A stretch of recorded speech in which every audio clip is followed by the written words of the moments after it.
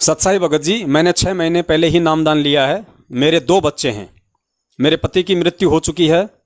वर्तमान में मेरे 2 व्यक्तियों के साथ शारीरिक संबंध हैं, वो भी शादीशुदा हैं। उनमें से एक मुझे बहुत चाहता है। मैं विरोध भी नहीं कर पा रही हूँ क्योंकि पति की मृत्यु के बाद उन्होंने मुझे बहुत सहारा दिया। मैं नामदान केंद्र पर जाकर वहां से गुरुजी से प्रार्थना लगवाने ही वाली थी, तभी मुझे किसी ने बताया कि समस्या के लिए आप केवल पवन दास से बात करो। क्या गुरुजी की भक्ति में यह सब चल सकता है? यदि नहीं तो मुझे क्या करना होगा, कृपया समाधान करें। ये राजस्थान से हमारी एक बहन है। बहन का दास नाम और उसकी जगह नहीं बताएगा, थोड़ा सा ये प्राइवेट मामला है, लेकिन ऐसी बहुत सारी समस्याएं हमारी माता बहनों के साथ में हैं, इसलिए दास ने इसको सार्वजनिक करना उचित समझा। राजस्थान से एक बहन है, उसके 2 बच्चे हैं, शादीशुदा है, सुंदर है, जैसा उन्होंने मुझे बताया इसमें जो लिखा है। अभी 1-1.5 महीने पहले उन्होंने एक नामदान केंद्र से नाम लिया है। तो अब वो बहन ये कह रही है कि भगत जी, जब मैं गुरुजी के सत्संग सुनती हूँ तो मुझे बहुत कुछ ज्ञान हुआ, और मेरी समस्या ये है कि मैं शादीशुदा हूँ, मेरे 2 बच्चे हैं, मेरे पति की जो है वो मृत्यु हो चुकी है और अब मुझे ये नामदान मिल चुका है। लेकिन जब मेरे पति की मृत्यु हुई उसके बाद 2 व्यक्तियों के साथ में मेरे शारीरिक संबंध स्थापित हो गए, और वो दोनों भी शादीशुदा हैं। उनमें से एक मुझे बहुत ज़्यादा चाहता है, लेकिन अब मैं जब आपके वीडियो देखती हूँ तो अंदर से मेरी आत्मा रोती है। गुरुजी के सत्संग सुनती हूँ, मुझे अच्छा भी लगता है, बहुत कुछ मुझे नहीं भी लगता। तो ऐसी स्थिति में मुझे क्या करना चाहिए? तो बहन देखिए, आपकी जो समस्या है, ये हमारी एक महाराष्ट्र से बहन थी कुछ समय पहले, उसकी भी यही समस्या थी। दास ने उसको मोबाइल पे ही सब कुछ समझाया था, लेकिन उसकी रिकॉर्डिंग दास ने वायरल नहीं की थी। देखो बहन, सबसे पहली बात तो ये कि आज वर्तमान में आप परमपिता परमेश्वर सतगुरु रामपाल जी महाराज जी की शिष्या हैं। सबसे पहले आपने ज्ञान आधार से और जो आपने सत्संग सुने होंगे उस आधार से आपने बहुत कुछ विचार करना पड़ेगा। परमेश्वर के भक्ति मार्ग में ये चीजें बिल्कुल भी जायज नहीं है। 101% परमेश्वर के मार्ग में ये नहीं चलेगा, ना ही ये चलता है। नाम दीक्षा आपने ले ली, बहुत अच्छी बात है, परमेश्वर का मार्ग है। और दास तो ये कहना चाहेगा बहन कि आपके पति की जो मृत्यु हुई है और उसके बाद जो आपको परमपिता परमेश्वर सतगुरु रामपाल जी महाराज जी का नाम मिला है, मैं तो ये कह सकता हूँ कि परमात्मा ने ये सारी जो लीला है, सारा जो ये घटनाक्रम हुआ है, ये आपको परमात्मा ने भक्ति करवाने के लिए किया है। शायद आपके पति जीवित होते तो शायद वो आपको भक्ति ना करने देते, शायद आप इस परमात्मा के मार्ग में नहीं जुड़ पाती। तो जो भी कुछ हुआ है, चूंकि आज आपको भगवान का नाम मिल चुका है, इसलिए दास कह रहा है कि आपके पति की मृत्यु होना भी आपके हित में थी, वो आपके भले के लिए। अभी नहीं तो आगे आपको समझ में आ जाएगी, क्योंकि आपको भगवान मिल गया, आपको परमात्मा मिल गया। उसके बाद आप जिस सत्संग सुन रही हो, नियम भी आपने अच्छे तरीके से जाने होंगे, पहचाने होंगे। उसके बाद आपकी पति की मृत्यु के बाद और जब आपको नाम मिल गया परमात्मा का, आप एक साध्वी बन गई, आप मीराबाई की तरह हो गई, आप एक संतनी बन गई। उसके बाद बहन जी, किसी भी अन्य व्यक्ति से किसी भी प्रकार के शारीरिक संबंध इस भक्ति मार्ग में नाजायज हैं। आपको नहीं पता था, आपसे अनजाने में ये गलतियां हो गई, परमात्मा माफ करता है। आज आपको सच्चाई का मालूम हो रहा है, आज आपको हकीकत मालूम पड़ रही है, आगे से आपने भूल के भी ये गलती नहीं करनी है। अब आप कह रही हो कि मैं उनसे पीछा कैसे छुड़वाऊं, क्योंकि एक तो मुझे बहुत ज़्यादा चाहता है। देखिए बहन, आपने कहा कि मेरे पति की मृत्यु के बाद उन्होंने मुझे सहारा दिया। हो सकता है उन्होंने आपको पैसे से सहारा दिया होगा और आपकी जो ज़रूरत की चीज़ें थी उसके लिए उन्होंने सहारा दिया होगा। लेकिन बहन, आज आप परमेश्वर की बच्ची हैं, आज आप सतगुरु रामपाल जी महाराज जी की शिष्या हैं। आपने सोचना पड़ेगा, वो दोनों व्यक्ति शादीशुदा हैं जिनके आपके साथ में शारीरिक संबंध हैं, और आपके पति की मृत्यु के बाद यदि उन लोगों ने आपको सहारा दिया है तो बहन जी, जाहिर सी बात है, वो दोनों आपको हृदय से नहीं चाहते, वो दोनों आपको दिल से नहीं चाहते। वासनाग्रस्त होके, काम वासना के वशीभूत होके उन लोगों ने आपके साथ में ये शारीरिक संबंध स्थापित किए हैं। उन्होंने आपकी जो भी आर्थिक मदद की है, जो भी अन्य किसी सामान से आपकी मदद की है, उन्होंने सिर्फ अपने स्वार्थ के लिए, सिर्फ वासना की पूर्ति के लिए, काम वासना की पूर्ति के लिए, क्योंकि वो दोनों शादीशुदा हैं। इसलिए उनका जो सहयोग है वो निस्वार्थ नहीं है, वो स्वार्थपूर्ण है। उन्होंने अगर आपकी हेल्प की है पैसे से या सामान से, तो बहन जी उसके बदले उन्होंने आपसे शारीरिक संबंध भी तो स्थापित किए हैं।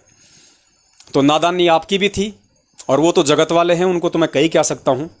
मैं तो ये कह सकता हूँ कि उनकी जगह अगर मैं भी होता और मुझे ये परमात्मा का नाम नहीं मिला होता, तो शायद बहन जी मेरी भी वही हालत होती, चाहे मैं शादीशुदा होता या ना होता, क्योंकि ये काल भगवान की नगरी है। इसलिए दास उनको दोष नहीं दे सकता, क्योंकि वो नहीं, उनके अलावा अगर और भी कोई होता, उसको भी मौका मिलता, तो वो भी यही काम करता, चाहे वो शादीशुदा होता या ना होता। 99% लोगों का इस दुनिया में यही हाल है। तो बहन जी अब आपने उन लोगों से अगर संबंध रखना है तो सिर्फ और सिर्फ भाई और बहन का संबंध रखना है। आप उनकी बहन बन के रहिए, उनको आप अपना भाई बना के रहिए। आप उनको स्पष्ट बोल दीजिए, चाहे आप उनको फोन करके बोलिए, चाहे आप उनको अपने पास में बैठा के बोलिए। आज से आपके और उनके संबंध इस परमेश्वर के मार्ग में आने के बाद भाई और बहन के हो जाने चाहिए। उनको स्पष्ट बोल दिए कि देखिए भाई, मुझे पहले ज्ञान नहीं था, मैं अज्ञानता में जी रही थी, मेरी भी युवा अवस्था थी, मैं भी काम वासना से प्रेरित थी, और आप लोगों के साथ में किसी भी तरीके से मेरे संबंध स्थापित हो गए।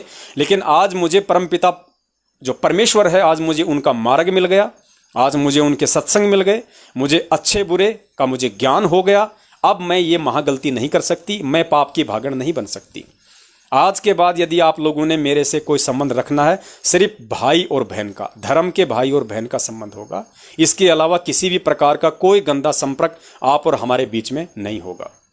आपने उनको स्पष्ट बोलना पड़ेगा, क्योंकि वो अपने स्वार्थ के लिए आपसे जुड़े हुए हैं, वो सिर्फ काम वासना से प्रेरित होकर आपसे जुड़े हुए हैं। फिर भी आपको लगा है कि वो नहीं मानने वाले हैं, तो फिर आपके पास में एक और तरीका है, वो तरीका आप जी अपना सकती हैं। सबसे पहला तरीका आपके पास में ये है, आप उनको ये बोलिए कि देखिए, या तो आप लोगों को मेरे साथ में शादी करनी पड़ेगी, या फिर आप लोगों ने मेरे साथ ये गलत रिश्ता बिल्कुल समाप्त करना पड़ेगा। तो शादी बहन वो आपसे वो कर नहीं सकते किसी भी कीमत के ऊपर, क्योंकि उनको समाज में ज़्यादा डर है। वो दोनों शादीशुदा हैं, उनको ज़्यादा डर है समाज में, वो किसी भी कीमत पे आपसे शादी नहीं करेंगे। और उनसे सत्साई पुण्यात्माओं, बीच में थोड़ा डिस्कनेक्ट हो गया था, वापस जोड़ा परमात्मा ने। तो वो सामाजिक लोग हैं, वो आपसे शादी नहीं करेंगे। और हो सकता है उनमें से अगर किसी ने कह भी दिया कि ठीक है मैं तुमसे शादी करने को तैयार हूँ, तो ध्यान रखना बहन जी, कोर्ट मैरिज नहीं करनी, लव मैरिज नहीं करनी। वो कोर्ट मैरिज कर लेगा, किसी के बाप को पता नहीं चल देगा, फिर आपका वो शारीरिक शोषण करता रहेगा, आप दुखी रहेंगी, परेशान रहेंगी। इस परमेश्वर के मार्ग में आप परमात्मा की दोषी बनी रहेंगी।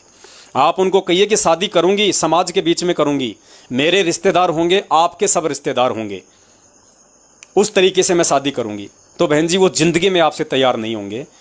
उसके बाद भी यदि वो नहीं मानते हैं, यदि किसी प्रकार की कोई ऐसी यदि वो हरकत करते हैं, तो आपके पास में सीधा सीधा सा साधन है, आप जी थाने में जाइए, उनको पहले बोल दीजिए कि आज के बाद अगर आपका मेरे पास में फ़ोन आया तो मैं सीधा मैं थाने में जाऊंगी, आपके खिलाफ में रिपोर्ट करूंगी।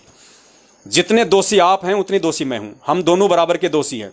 वो आपको डरा नहीं सकते, धमका नहीं सकते, क्योंकि जितने दोषी वो हैं आप भी उतनी दोषी हैं। आप उनको बोलिए कि आप मेरे ऊपर किसी प्रकार का कोई ब्लेम नहीं लगा सकते। अगर मैंने गलती की है तो तुम कौन से राजा हरिश्चंद्र की औलाद थे जो शादीशुदा होके, बाल बच्चों के बाप होके तुमने मेरे साथ ये अनैतिक संबंध स्थापित किए। चलो एक समय के लिए सोच लेती हूँ, मेरा तो पति इस दुनिया में नहीं था, मैं तो फिर भी अपनी काम वासना की पूर्ति के लिए चलो मैंने वो किया नादानी में। तुम्हारी तो पत्नियां जिंदा हैं, तुम्हारी माँ तो तुम्हारे घर पे बैठी है, फिर तुमने मेरे साथ ये गलत रिश्ते क्यों कायम किए? तो बहन जी तुमसे ज़्यादा वो डरे हुए हैं। तो थोड़ी हिम्मत आपको करनी पड़ेगी, संघर्ष आपको करना पड़ेगा बहन, ध्यान रखना। और इस परमेश्वर के मार्ग में बिल्कुल भी ये नहीं चलेगा।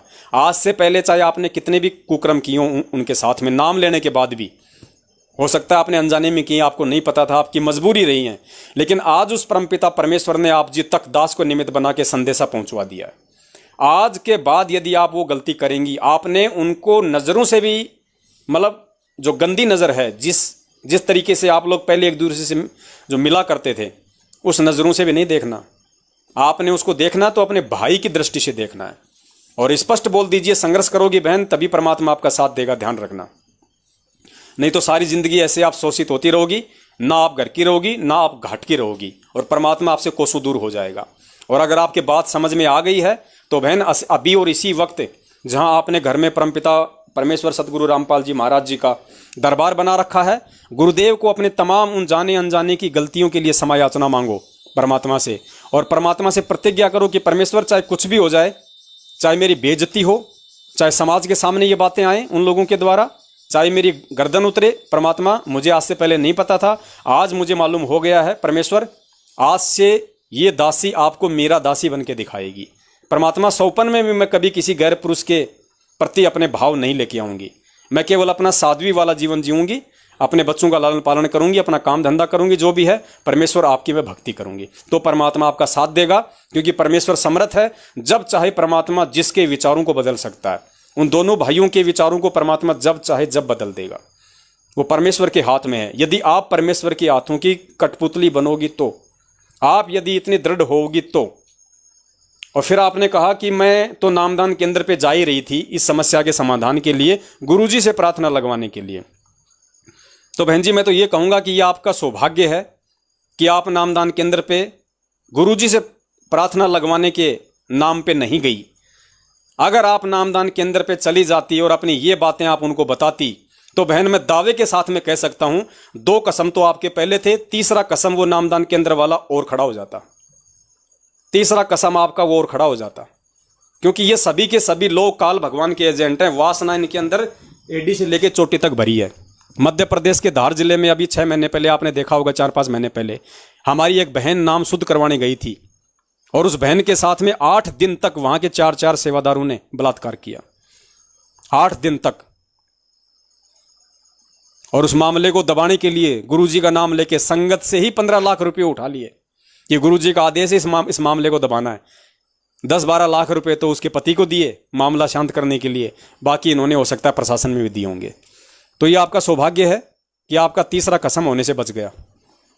और आगे से ध्यान रखना बहन, बिल्कुल भी हमने परमेश्वर को दुखी नहीं करना, परमेश्वर की प्रत्येक आज्ञा का प्रत्येक वचन का हमने पालन करना है।